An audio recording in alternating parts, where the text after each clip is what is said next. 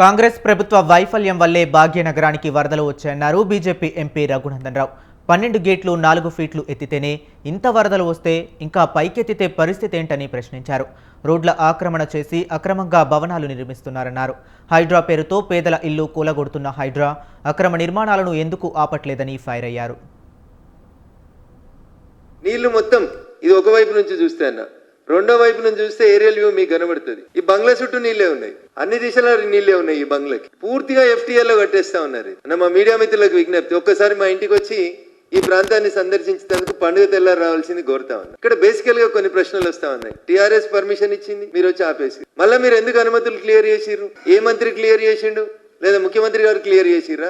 HMD అధికారులు clear చేసిరా? ఎంత డబ్బులు చేతులు మారినాయి? నిజంగా రేవంత్ రెడ్డి గారికి చిత్తశుద్ధి ఉంటే మహేష్ కుమార్ గౌడ్ గారు PCC అధ్యక్షుడు అయితే మస్తు మాటలు మాట్లాడుతుంటాడు, మేము ఇది చేసినాం అది చేసినామని. అయ్యా PCC అధ్యక్షుల వారు ఒకసారి చూడు ఈ ఫోటో, మీ ముఖ్యమంత్రి గారి దృష్టికి తీసుకుపోండి. మొత్తం నీళ్లే ఉన్నాయి మీ మూసిలా. ఒక 12 గేట్లు 4 ఫీట్లు ఎత్తిరు అంతే. ఇవి 12 గేట్లు 4 ఫీట్లు ఎత్తెత్తితే ఇగో ఇన్ని నీళ్లు ఇట్లా నిండిపోయినాయి బిల్డింగ్ చుట్టూ. రేపు ఈ బిల్డింగ్ కట్టి వాడు అమ్ముకొని పోతాడు బిల్డర్. కొనుక్కున్న వాళ్ళకి 5 ఫ్లోర్ల దాకా నీళ్లు వస్తాయి దీంట్లోకి. 1 కాదు 2 కాదు, కళ్ళతో చూస్తే తెలుస్తాయి.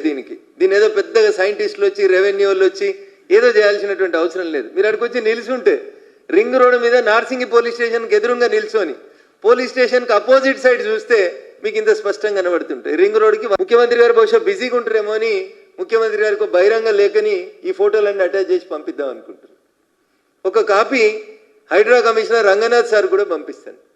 ఆయన ఏదో చెప్పినట్టుగా కాలేజ్ ఎందుకు తీస్తలేవు సార్ అంటే అలా చదువుకుంటా పిల్లలు ఉన్నారు అని. మరి ఇంట్లో ఎవరు ఉన్నారు సార్? రంగనాథ్ సార్ దీంట్లో ఎవరు ఉన్నారు? పునాదులు ఎట్లా లేస్తా ఉన్నాయి? బిల్డింగ్ ఇంత స్పీడ్గా ఎట్లా కన్స్ట్రక్షన్ జరుగుతుంది?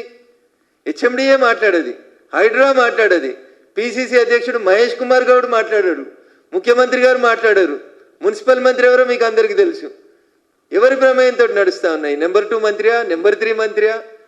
ఎందుకు జరుగుతా ఉన్నాయి ఇంత భయంకరంగా?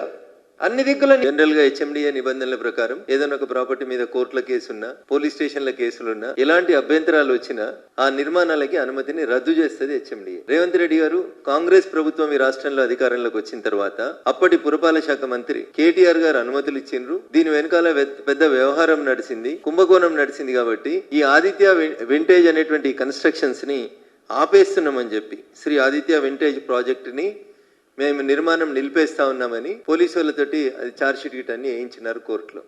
విషయం ప్రస్తుతం రాజేంద్ర నగర్ కోర్టులో పోలీస్ కేసు, క్రిమినల్ కేసు.